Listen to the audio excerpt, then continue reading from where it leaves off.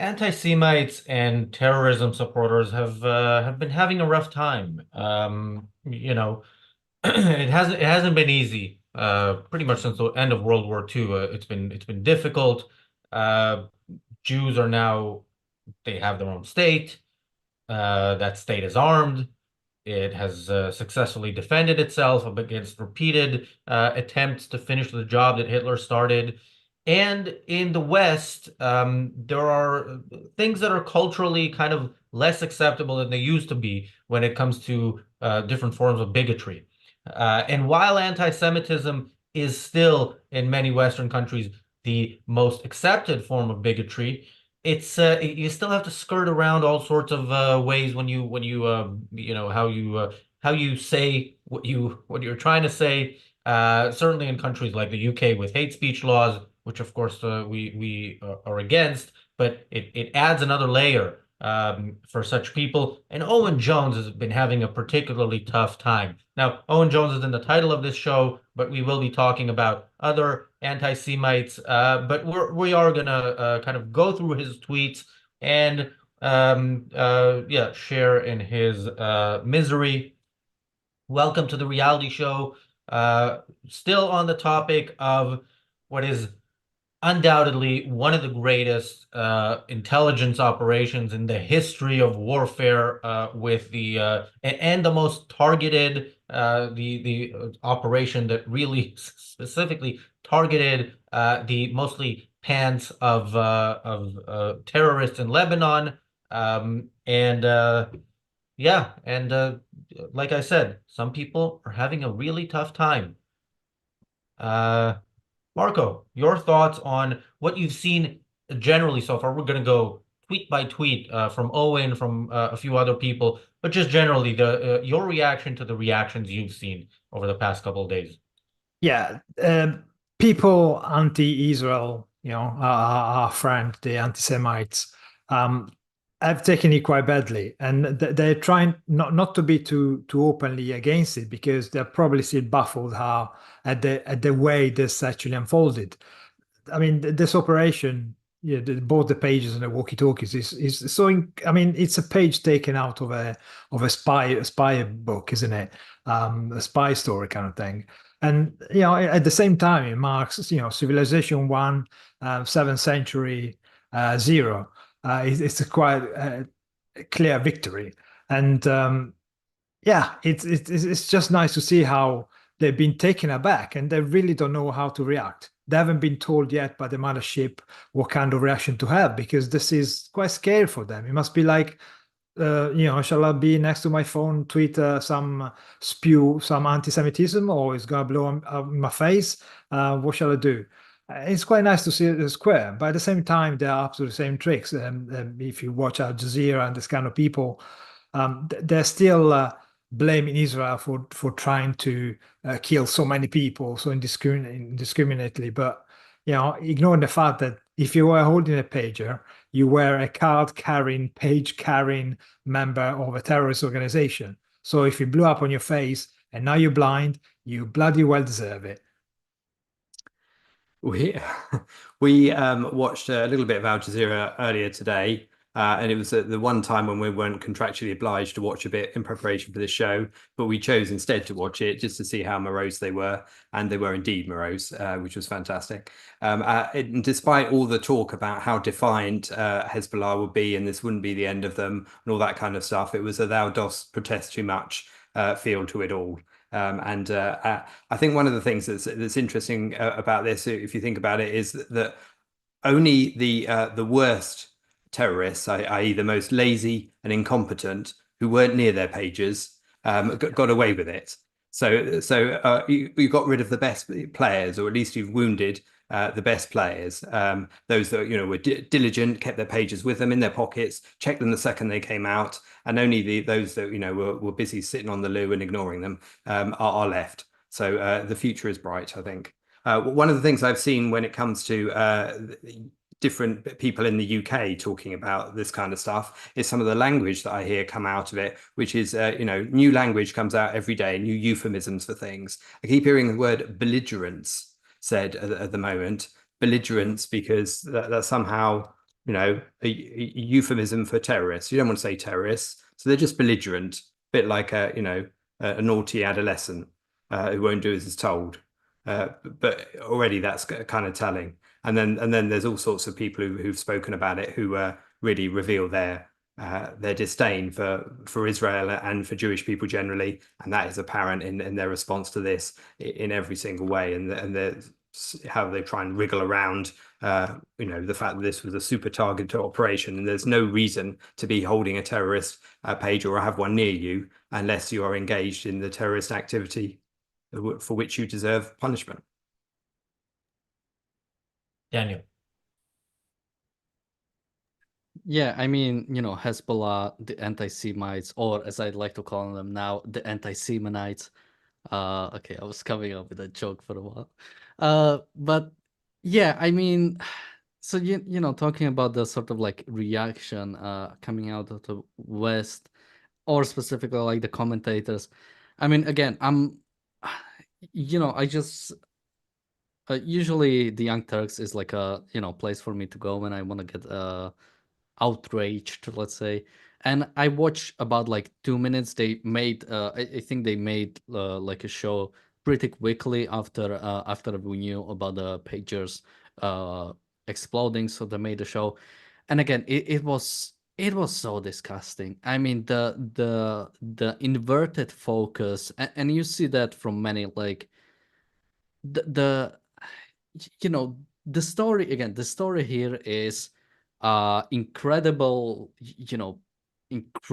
prowess of the Israeli intelligence, just like doing this like is itself like incredible and insane. Everybody is surprised. This is unprecedented.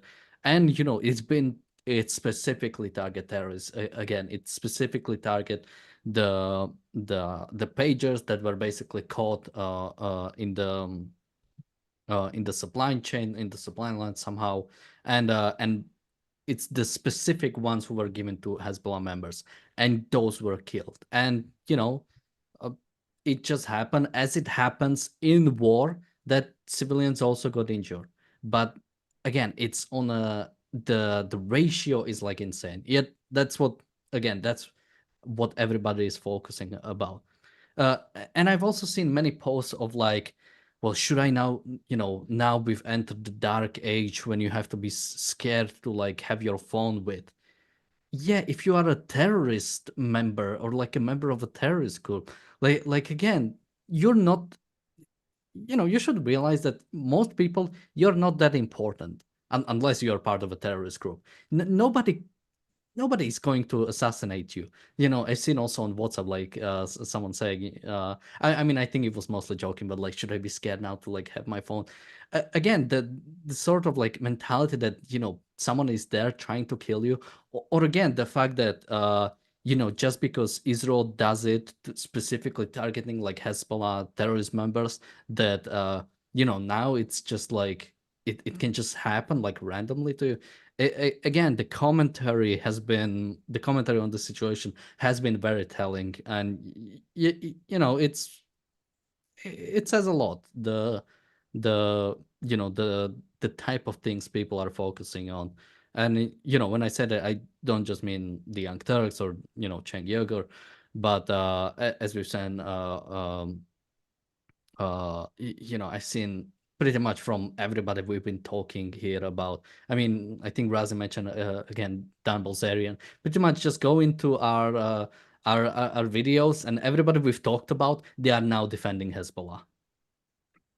Yeah, I didn't mention Dan Bilzerian. That was in the production meeting, and I mentioned him as somebody we might bring up if we talk about the different people who have commented on this. And then I said, well, he's so far out there now. All these people, I think, are so far out there in a sense, but yeah, they're still mainstream somehow. Peace for Israel says, I only found your channel because you made an episode about Owen Jones many months ago. Got hooked to your shows ever since. Thanks, and thanks for confirming what I've been saying, which is we should talk about people like Owen Jones. By the way, we haven't done a show about him. We did a bunch of them, but the last one was a long time ago. I don't remember if it was the one that he actually tweeted about. But yeah, it's been too long, Owen, and yeah, I'm glad we are back together, and I hope I'm pretty sure Owen Jones watches all our shows, but certainly the ones when we talk about him. PC says I comment on Al Jazeera post in a super chat, so thank you for the super chat. I comment on Al Jazeera post to call them out. Al Jazeera knows what they are. So calling them out, I don't know how effective that is, but it is good to engage, maybe good to engage with an audience that might actually be buying the bullshit without looking too much into an issue. And yeah, that's yeah, that could have benefits. And Alex says, first time I see Marco and Richard smiling. We need more news like this. I think that's a bit harsh. But yeah, we don't do good news much, unfortunately, because there are mostly bad news. So yeah. See, that's more reason to talk about Owen Jones a bit more. But before we get to Owen Jones and his tweets, I want to read this from the Telegraph today because well, let's hear, the other side of things, and remember that not everybody is on board with Owen Jones. Um, so I'm going to read this. It says, the West can no longer celebrate when good triumphs over evil. Israel's brilliantly audacious booby trapping of thousands of Hezbollah pagers, followed by the blowing up of the terror group's walkie-talkies, is a stunning fillip for the forces of civilization worldwide. A tiny nation of just 9.3 million, of which 7.2 million are Jewish, living in a country the size of Wales, reeling from the worst anti-Semitic pogroms since the Holocaust. Israel is leading the war against barbarism. Its young conscripts doing a job that would have once have required intervention by a Western coalition acting as global policemen. The fact that so many in Britain, Europe, and America, especially the young, no longer take Israel's side in this existential combat exemplifies our cultural, intellectual, and ethical degeneration. Yeah, that is very, very well said. And speaking of those degenerates, let's talk about Owen Jones now. And yeah, again, I will just find his Twitter here. And While you do, I've just mentioned another article I read in the Telegraph. Telegraph is typical for always presenting both sides of everything. So you can find one that agrees with you, whatever you page you're on. And there was one that was talking. The headline was all about the terrible blunder that Hezbollah had made by switching from mobile phones to pages in the first place, as if they were, tactically stupid, like a bad CEO was running it. So it all depends on which article you read. yeah, now people on Twitter often say retweets are not endorsements or whatever the X equivalent of it. But we are going to treat these retweets as endorsements. I want to read some of his retweets. And also they absolutely are. If you retweet someone, if you are like showing your, you are showing to your audience, hey, look, this is important. This is what you should know about. There are absolutely endorsements. Yeah, and of course, if I retweeted something, unless it's like a quote tweet. Yeah, you can quote tweet something and then express a view about it, which could be positive or negative. But no, just retweeting is just telling your audience here, this is yeah, ultimately something I agree with. Yeah, so again, if Hitler was on Twitter and said all Jews should die, and you like retweet it and don't say anything, it's like, no, it's not endorsement. I'm just think people should know about it. Yeah, well, Hitler is not on Twitter, but Owen Jones is, and he retweeted Mona Fawaz. Should I check who Mona Fawaz is? Professor, that's a surprise. Professor of Urban Studies and Planning at American University of Beirut. Mona Fawaz said the following, and Owen Jones agrees with 100% of it. Had the terrorist attack witnessed in Lebanon in the past 48 hours occurred in Europe, Western media would be following victims, telling the story of a boy who lost an eye, a girl who lost her life. But these are only brown people, so they celebrate Israel's ingenuity. Repulsive. First of all, these people, I mean, just reading this, you see how they lie to you on things that you know are not true. Because every evening in the UK, on BBC, on Channel 4, on Sky News, this is what the news looks like. Not savage Palestinian terrorists have chosen to slaughter Jews and are still fighting the war with their people 100% behind them, with not a single attempt by Palestinians to remove Hamas. No, that's not the war you hear about in Gaza. The war you hear about in Gaza is what Mona Fawaz describes here as something you don't hear from Western media. So they're lying to you again about what you know better about, because that's how low an opinion these people have of their audience. All right, there's more, but any comment on that, Marco? Well, yeah, this kind of attitude is quite laughable, isn't it? Because their line is, "Oh, isn't Israel crazy at doing this kind of attack? Because it is going to hit lots of innocents." Well, if you bomb Gaza or bomb a command center or Hamas which is held in a school, you're wrong, because you shouldn't target civilian structures. Even there's nothing civilian about it. It's all a military structure. But then if you target just the terrorists, again, you're doing too much, because you endanger the civilians. It's like, really? I mean, Nasrallah himself told them not to use mobile phones and switch onto the pagers. Who in their right mind would ever use a pager in 2024, unless they want to avoid being detected using a mobile phone? By the way, do you think Nasrallah's friends, they call him Nazi? Because it's quite a good one. All this kind of accusation that Israel is endangering civilians. Well, as I said before, don't become a terrorist and you're not going to be targeted. It's pretty straightforward. Yeah, but anyway, a taste of your medicine. Salman Rushdie went through it. He's lost an eye because he was attacked by an Islamic nutter. And, that's the kind of stuff you are trying to export to the world. So enjoy it.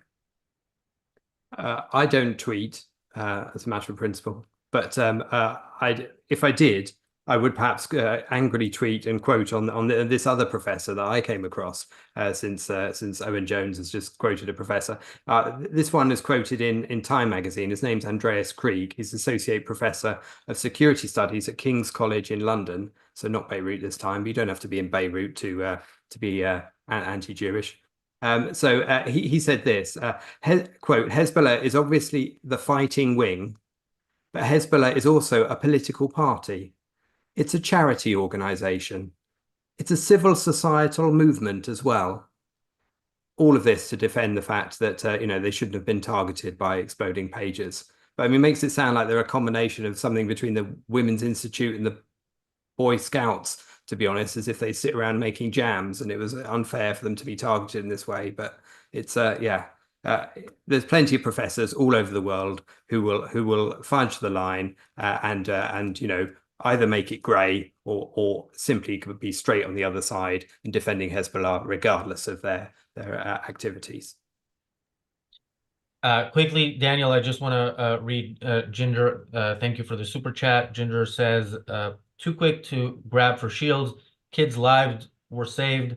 Edited for censor." By the way, if there's anything you want to say in a super chat that you're worried that YouTube won't allow, you can always text me or page me, and I'll read it out. No, I can't help it. And at some point it'll get old, but I don't think we've gotten to that point yet. Also, somebody in the chat, we always need to have some trolls, because this is some people on the terrorist side go out and murder Jews. Others come into our chat and fight the fight in a different way. Somebody says, 2 children died. Not that Israel cares, but we do, the civilized world. Well, yeah, the slaughter of Israelis, I'm sure, bothered you. The slaughter of Israelis by Hezbollah, Israeli children, a few months ago, I'm sure bothered you. This was a world record in targeting combatants in civilian areas. It's nothing like this has ever been done, and was unimaginable until 2 days ago. And the fact that Owen Jones, the fact that anybody can somehow spin this against Israel is, to anybody who had doubt, and we on this channel didn't have doubt, but to anybody who had doubt what this was about, we now know. You want a second Holocaust, and this makes it a bit more difficult to accomplish. Daniel. Yeah, again, the motivation is clear. Israel shouldn't defend itself. Israel should basically get destroyed. I mean, again, if you ask these people, okay, what should Israel do? What should Israel do about Hezbollah? What should Israel do about Hamas? Again, quoting a really good book, blank out, because they don't have answer, because the actual solution for them is that Israel just shouldn't be there. Israeli should just completely die, or from what you hear, like go back to Poland, or stupid stuff like that. Again, it's and I've said it, right after the attack we did a video. I've said it, like, now, even if you are blind, you'll see how clear this situation is. Because again, if the standard, and I can imagine sort of like a reasonable person saying, yes, I do believe Hezbollah should be destroyed. Yes, I do believe Hamas should be destroyed. But I'm just worried about the civilian casualties. I'm just worried about basically the second, by basically innocent people dying. Okay, this attack, even if you are that person, even if you are that, you should be celebrating this attack. Again, it's so targeted, it's so unique, and yeah, this is war. Innocent people die. That's why you don't start war. That's why you don't want war. Yet Hezbollah started this war. Well, technically joined this war. Hamas started this war. Hezbollah joined this war, and Hezbollah is continuously pursuing this war. They can, at any time, they can just stop sending rockets into Israel. Like, again, this is not even comparable to the Gaza situation. The fact that Hamas is holding hostages, and Israel will pursue this war no matter what. Even though we wouldn't want to, if Hezbollah stopped attacking Israel, Israel would not pursue anything against Hezbollah. Israel wouldn't try to destroy Hezbollah if Hezbollah stopped attacking. So again, sort of completely ignoring the context, like what's happening, what is the reality on the ground, who started this war, and what is, in a sense, the solution, and what is the right thing to do. Because again, Braz, you mentioned a tweet a bit ago about, if this were to happen to Europeans or European children, people would be talking about it. Yeah, it would be different. When terrorists are killed and when innocent people are killed in a free nation, yeah, surprisingly, there's a difference, and people will look at it differently. Of course, like, if you are in a war and terrorists die during that war, or the people who started the war, the enemies die, yeah, that's something to celebrate. When Nazis die, when imperialist Japanese died, that was a cause to celebrate, because they started a war against free nation and they had to be stopped. Hezbollah has started conflict, a war, even though no one calls it that, has started a war against Israel, and Israel, to some extent, is pursuing the defense of it, and is doing what you do in a war, killing your enemies. That's what war is. That's what war is. And the complete lack of any sort of understanding, or sort of any sort of even wanting to understand, like, it's so clear that, yeah, there's no actual there's no actual pursuing of truth, or pursuing of, like, finding out what's actually going on. It's pure propaganda. It's pure just, let's just blame Israel. Let's just find every single thing. And we've seen that since the attack started, people are trying to find every single small thing they can bash Israel over the head with. and ignoring everything good. It's pretty much the same thing, you know, big comparison. It's pretty much the same thing you see when it comes to environmentalists. Let's find every single bad thing about the energy sources that actually work, and let's ignore all the positives they do. And you see that everywhere. It's a pursuit not of truth, not of any good in the world. It's just pure nihilism. It's just, let's just destroy any good we can find in the world. Yeah, and unfortunately, the point you're making about you know, Hezbollah is continuing this war and can stop it at any point. Unfortunately, it's true. If Hezbollah today said, you know what, we're done, we're not going to fire any more rockets, that's it, that would be it, and it shouldn't be it, because the fact that they've been doing this every day for a year is, you know, even the first day of the every day for a year would have been and should have been a reason for Israel to completely destroy that organization. By the way, Richard, the tweet you read is similar to the next retweet I'm going to read by Owen. Yeah, that is something that is quite common. But before I get to that, I want to read PC's super chat. Thank you, PC. PC says, I was told to go back to Germany on a post. I said my ancestors were Sephardi, Mizrahi. You go to Germany. No reply after that. Yeah. Yeah, and again, there's a reason why they like to say Germany and they like to say Poland. They never acknowledge the fact that most Israelis are actually you know, descendants of people from Arab countries. They can't go back anywhere because most Israelis were born in Israel. But yeah, they wouldn't say go back to your, you know, the Arab country that your ancestors came from, even though they'd be slaughtered there. But it's kind of more symbolic to say Germany or Poland or you know, a country whose Jewish history, the main part of it is the Holocaust.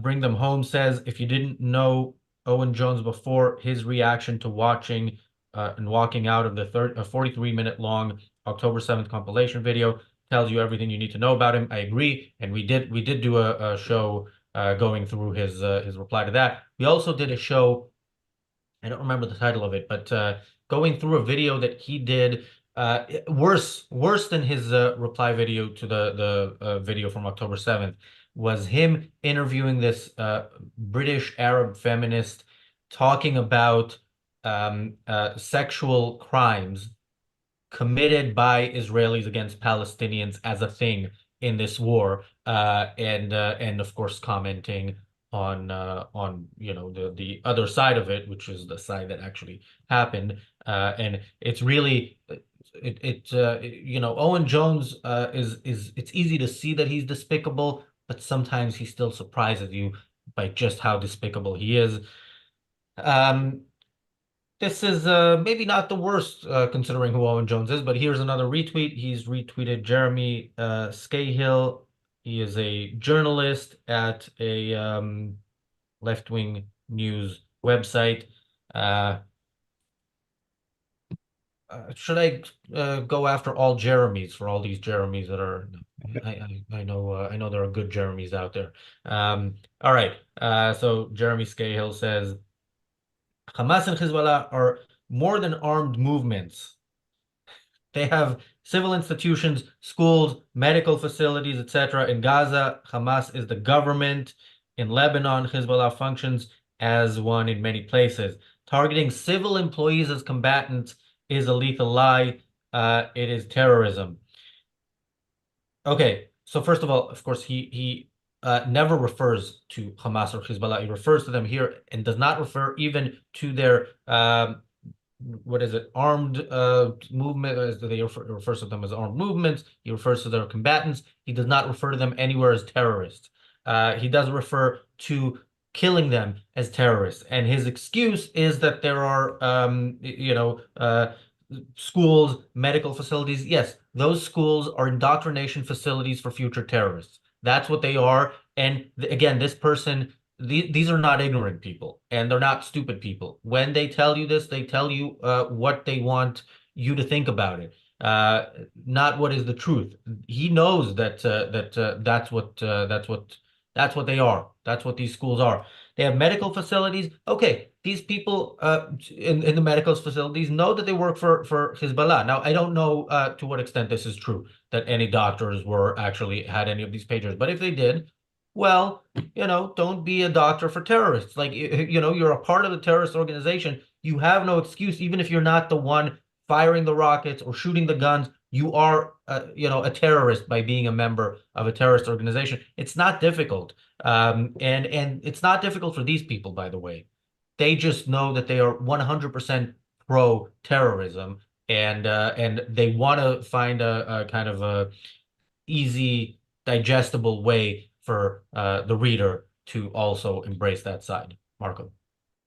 Yeah, I mean, to leverage the fact that a doctor has been targeted. Well, a doctor was holding hostages in Gaza. Another nurse was holding another hostage. And we know about them because they've been either rescued by IDF or they were returned through exchange. So we actually know that just because you're a doctor, it doesn't mean you're a good person, especially if you are in Lebanon or Gaza. These places do not play by the same rule of civilization like we do. They don't care about behaving like total thugs because their morality is dictated by death. They worship a god which tells them, you're better off dead than alive. So, and they act accordingly. They worship death. So they haven't got the same kind of respect for life that we have. So a doctor, a cook, they're all instruments to destruction for Israel. So they don't care where it comes from. And the accusation of terrorism is just absolutely coming from somebody in the West is absolutely ridiculous. Not only ridiculous, but actually shows how evil and willfully ignorant and trying to pull the wool over our eyes are. Because from the beginning of the war, from October 7th, 7,500 rockets have been thrown from Lebanon into northern Israel. And let's not forget that these are mainly rockets. Most of them are not actually guided, so they hit indiscriminately. So much so that we all remember when the kids in the playground were killed by Hezbollah. Where were these little clowns? Were they condemning Hezbollah for being a terrorist organization at the time, hitting randomly? I mean, this was an incredibly targeted attack. You couldn't, short of going door to door, checking people's documents and shooting them in the head, you couldn't target terrorists much more accurately. And again, the fact that they had the pager was because their boss, Nasrallah, told them to have them, told them to use them. So it's 99% guaranteed that if you have a pager, you are a terrorist. And again, if you blow up, if your family blows up, it's on you. It's on you who made the choice to be a terrorist. And you cannot, if you are a Western journalist, if you are somebody who can and gets the information that they want, you cannot push this line. You cannot accidentally or by ignorance pull the line that Hezbollah is innocent. We know that Hezbollah, even the name, was chosen by Ayatollah Khomeini from Iran. We know that Iran is behind Hezbollah. We know that Hezbollah is an embedded structure within the Lebanese government. So the whole Lebanon really, it's a rotten machine that only works for Iran, like the Houthis are, and that's why they all kicked off at the same time, trying to help the Gazans to try and destroy Israel. You cannot pretend you don't know this kind of stuff. You choose to ignore it, and these so-called like the clown he mentioned before, the Professor Clown, what was his name? Andreas Krig from I King's mean College. that's the name to remember. All these people willfully tell lies in order to support the terrorist organizations which are actually recognized by many states, including Britain. So to say something like this, if you're in Britain, if you're connected to Britain, it's just short of criminal, really. And of course, none of these apologists mention the 7,500 rockets fired from Lebanon into Israel since October the 7th, do they? That's always cut out of it.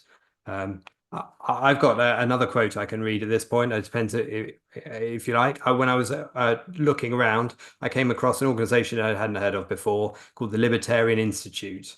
Now we know from this, from when we're talking about Rand here, that Rand's often called a libertarian, and it's absolutely not. And this kind of institute proves why, because they're commenting. Is it a British organization? I didn't get time to drill down. I just took the quotes from it, so I can't Right. remember off the top of my head, to be honest. But some of these quotes were telling in the extreme. They talked about the quote comic book level of villainy of Israel, and the causing involuntary suicide bombers with this pager method.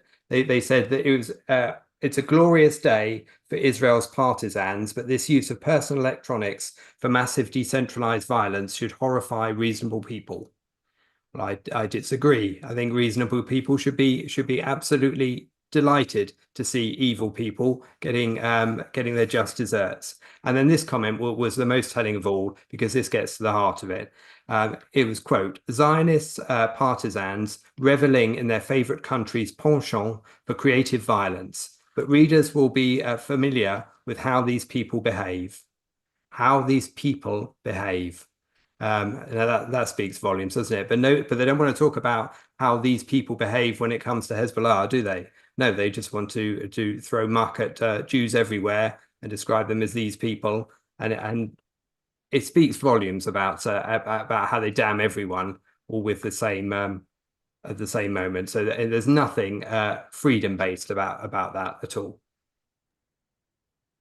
Just quickly, Bring Them Home asks about the previous shows about Owen Jones. Daniel, I don't know if you can find those links and post them. If not, I think if you just search Owen Jones on the channel, he probably should be in the title. His name should be in the title of all of those.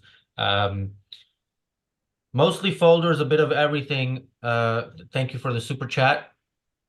Quite the name. This person says it's not theoretical or philosophical anymore. It's kinetic now. Where is the analysis of force? Isn't that really what matters at this point? I mean, it's always theoretical and philosophical. It's theories being put into practice, and it's for better and for worse. I mean, the type of people that we're talking about on this show, Owen Jones and the like, hold certain theories, certain ideas, and we are seeing them put into practice. And we see what in practice it is that those theories make them support. It makes them support the mass murder of Jews. It makes them oppose any attempt to prevent the mass murder of Jews as selective and targeted an attempt as possible is still to them unacceptable. Whereas not a single comment about the endless attempt to exterminate the Jews, including dozens of rockets a day from Lebanon. So yeah, these people are putting their theory into practice. There's another comment here that I quickly wanted to address. Michael says, I met 2 young ladies from Israel that dodged conscription. Does it count as being anti-Zionist to refuse to be drafted by a socialist state? I mean, you've given your answer in the way you put it, but no, I don't think dodging conscription is ever wrong. I did it myself. I refused to serve. I did so on a, there's not much that I'm proud of 18-year-old me for, but that is definitely one of the things, because I think I look back and I think my arguments were good, and looking back, additional arguments are even better. I think the fact that Israeli soldiers are being sent to their death when it's not necessary, and often in war, of course, it is necessary, but they are being sent when it's not necessary. The number of soldiers who died in Gaza is not the number of soldiers who would have died had Israel fought this war with victory as the goal, and with preventing deaths on the enemy's side not as part of the goal. So Israeli soldiers died in order to protect people on the enemy side. That is not something I would die for. And you know, when I talk to young people in Israel, I still encourage them not to go to the army. I think yeah, Israel would be better off if it had a professional army and people actually chose to join the army, although I think most people would choose to join it anyway. And yeah, then maybe Israel can also fight without you know sacrificing its own soldiers. Daniel. Yeah, so just quickly about the fact that it's no longer philosophical. It always is. The only reason we are really talking about this and have been talking about this since October 7th is the philosophy. Because, you know, we could have been talking about Ukraine, Russia. You know, it's also war. It's also, it is similar in many aspects. But the one difference is that when it comes to Ukraine, there is not really that much of a lack of moral certainty. Ukrainians and sort of like Ukrainian leadership know they have a right to, or not even a right, they have a obligation to their own citizens to protect them against a dictatorship, against a you know nation that is attacking them, and to, from what I've seen, haven't really been shackled by the sort of like a modern way of like how to pursue a war. They have been pretty strong. You know, they went into Russia. I believe they are still in Russia. And you know, they've been fighting with everything they've got. And the only sort of like uh, the only problem really there is they don't really have enough resources. And you know, you could say that's a philosophical aspect because many people use bad philosophy to you know oppose support of Ukraine. But when it comes to Israel, it's much more local because you know with Ukraine it cannot do it by itself. It needs the world basically. Israel can do it by itself basically. Israel, if it had the moral confidence, if it had the moral certainty that it should defend its own citizens, this this war wouldn't even have started because they would have already got rid of Hamas decades ago. Hamas would probably not even rise to power if Israel was holding onto right philosophy from the start. So that's why it's always philosophical. That's what we need. And also you have to realize that without the philosophy, without the proper philosophy or morality, there's really nothing you can do. If someone doesn't want to live, if someone doesn't want to do the right thing, if someone you know just doesn't care, there's nothing you can do. There's you could force him, but that's about it. And even when you force them, they are not really getting the value because the they've rejected the principle. They've rejected the fact that you have to choose value. You have to value your own life and pursue a certain path to that regard. And once you do that, there's nothing really someone else could do for you that you know in a sense would be positive. And we've talked so we mentioned the tweet about the fact that Hezbollah is also the civil services and all that. And it's yeah, that's usually what happens when you are either when you are a government or when you are a de facto government. uh yeah, you do these things because you are the government, you are in charge of all of these things. Again, I don't really see how that somehow absolves uh anyone of anything, because again, that's basically the argument that has been used to defend dictatorships, that like there's actual like propaganda that the Nazis were using, or the sort of like neo-Nazis are using. Well, at least the trains ran on time. Like, so what? Like again, focusing on these like unimportant things when ignoring the fact that that's a dictatorship, that's like it's an authoritarian government, it's a terrorist organization that is actively pursuing a war against a relatively free nation. Again, dropping all that context, again, for what? Like, what's your actual goal? Like, do you want to see more free nations in the world? Do you want to see like people actually be free, or do you not care? You'd rather see them being oppressed, but at least they've chosen to be oppressed, or at least that's their choice, and we have to respect their choice. I mean, or you know, they chosen terrorists into power. We have to respect that. Like, no, they do not reserve any respect. Like, if you are living under a totalitarian regime, under an authoritarian nation, and you don't care, you're apathetic. Again, like, you know, maybe I'm speaking differently because I live in a nation that, you know, had a, you know, is always sort of raising up. It's almost like our history. But again, it's, you know, what choice do you have? Like, if you're living under the dictatorship, either stand up or, you know, you'll suffer the consequences of your government. I mean, in terms of what Owen Jones wants, he's made it clear in his activism in the UK. The kind of country he wants this country to become is certainly not a free country. Was a big supporter of Jeremy Corbyn. He left the Labour Party because they're not anti-human enough for him at this point.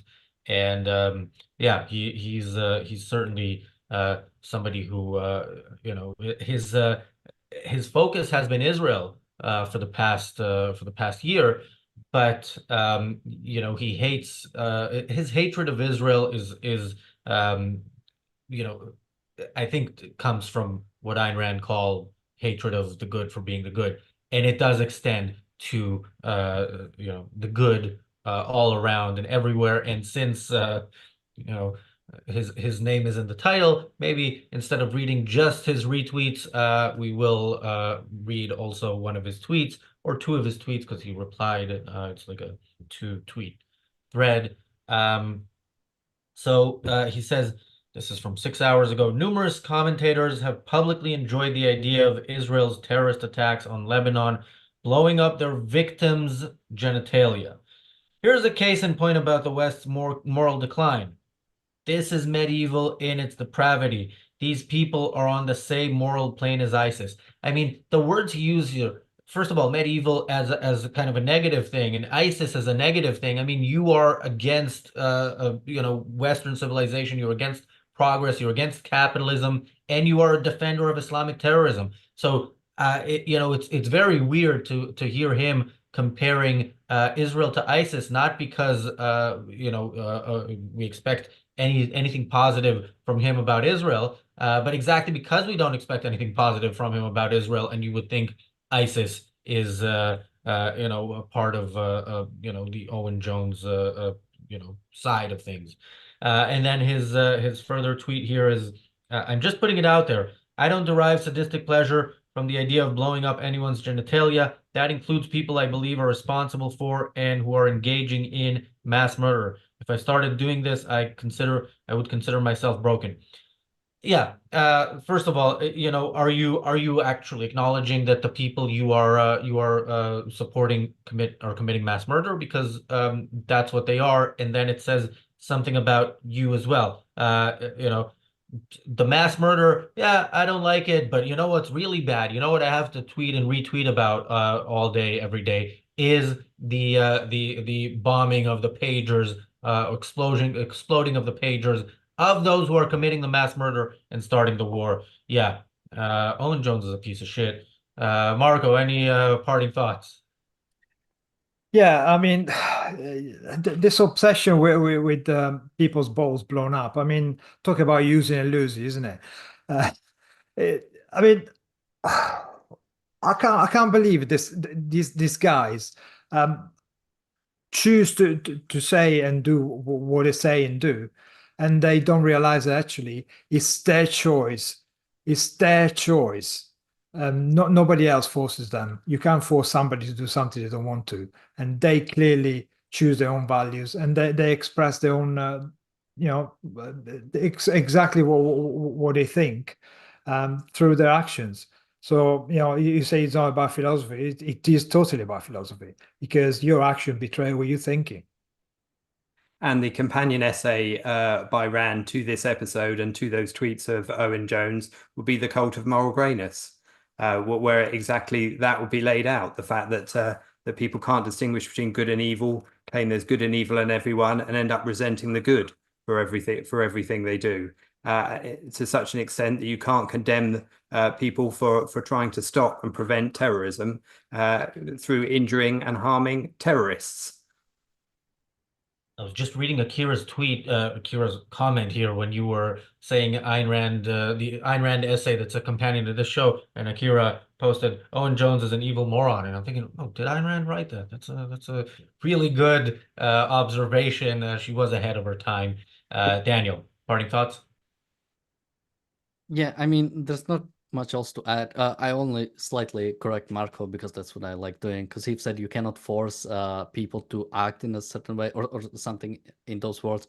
You can force people to act in a certain way, but you cannot force them to think in a certain way. Like you cannot force a mind. You cannot, if Palestinians, believe in Islamic dictatorship, there's nothing you can do about it.